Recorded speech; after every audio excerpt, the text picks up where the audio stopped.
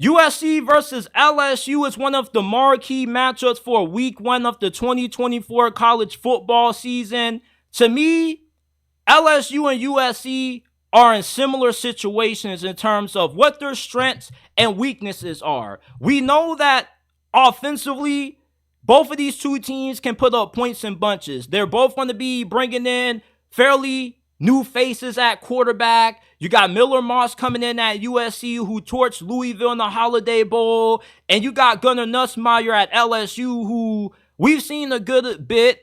You know, we saw him briefly appear in the SEC championship a while back against Georgia when Jaden Daniels got injured, and he was lighting that Georgia defense on fire. He looked pretty solid in the bowl game. Both of these two programs are stacked at wide receiver. LSU is pretty much wide receiver U, even though Ohio State is making the case for that title. Then you have USC, who has nothing but 4 stars and better at wide receiver. Zachariah Branch, to me, could be a potential Heisman winner.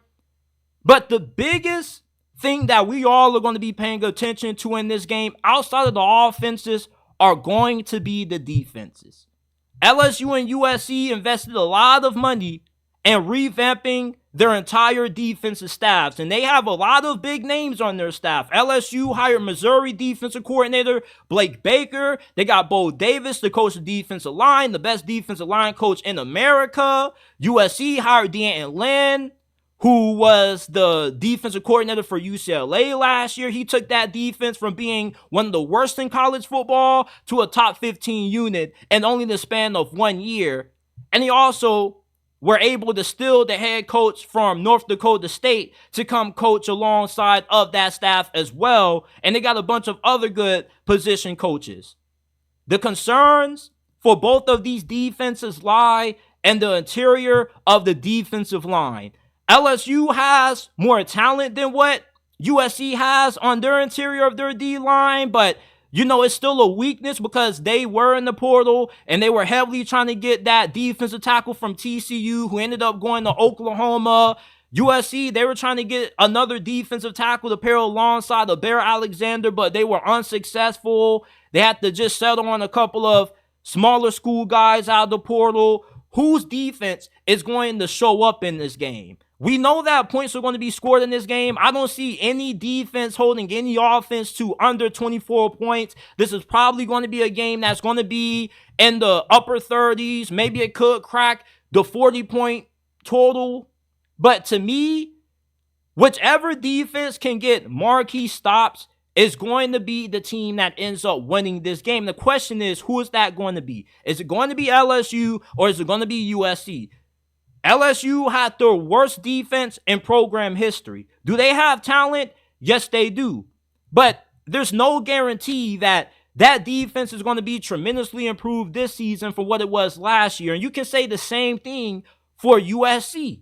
And USC, when it comes to the talent differential on defense between them and LSU, you definitely would be a little bit biased if you were a USC fan saying that it's equal, because it's not. LSU has recruited better than USC, and they got a lot more bigger bodies on that D-line than what USC has also.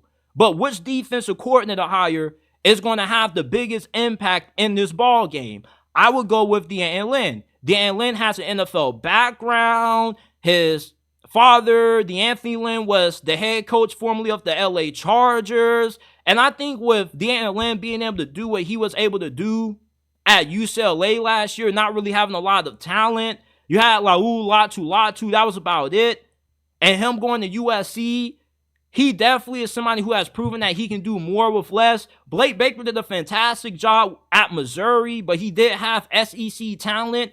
I think that D'Anton Lynn is a better defensive coordinator than what Blake Baker is. That may be a hot take, but I definitely can see D'Anton Lynn having a huge impact on USC's defense in this ball game being drastically improved. Because if you can turn over a defense as fast as what he did with the Bruins, that shows that, for one, you do a really good job of making sure that your players understand your system. They're really good when it comes to communication. You didn't really see too many blown coverages from UCLA's defense. They were fundamentally sound. They weren't heavily penalized.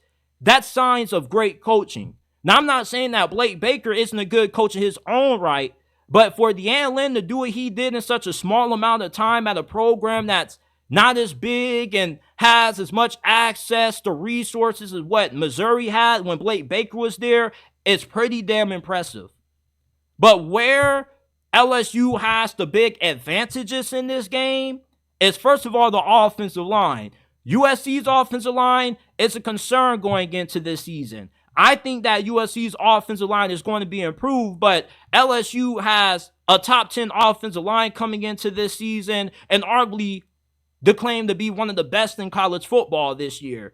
And like I said earlier, they do have the talent advantage on defense because they've recruited that side of the ball at a higher level. The question is Blake Baker going to be able to maximize the talent that they have on that side of the football? Because there are a lot of guys that they have coming back from last year's defense that you can say may not be worth noting that they're returning starters just because they were part of the worst defense in program history. When you have a good head coach, you know, a lot of the problems that LSU had defensively, like miscommunication, that could be fixed up with having a guy like Blake Baker right off the bat. But to me, LSU, I'm leaning towards taking them to win this game. A few weeks ago, I was favoring USC, but LSU does have a more talented team.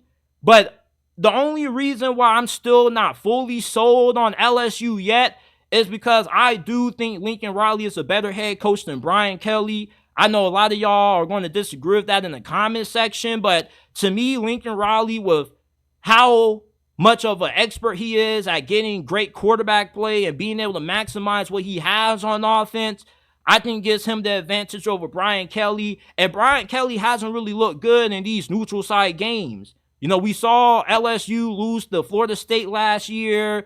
I think that Brian Kelly is just a tad bit overrated in a sense. He's viewed as a top 5 head coach, but to me, he's more as a top 10 head coach. I just don't really see it with Brian Kelly. I think that LSU drastically underperformed last year. The reason why that defense was bad was because he made a bad defensive coordinator hire. And yes, they did improve that area of the football. But to me, you know, I still think that Lincoln Riley has a slight edge over Brian Kelly. But I still lean LSU 55% to USC 50%. You know, I'm still in between who I'm picking to win this game. It could go either way, but if I had to give you a prediction right now, I would go LSU just because I feel defensively they have more talent than what USC has, and they would be more trustworthy late in games to get those big stops for their offense. So give me LSU for right now, but in the next couple of weeks when we end up giving our official prediction when this game rolls around, my answer could be a lot different.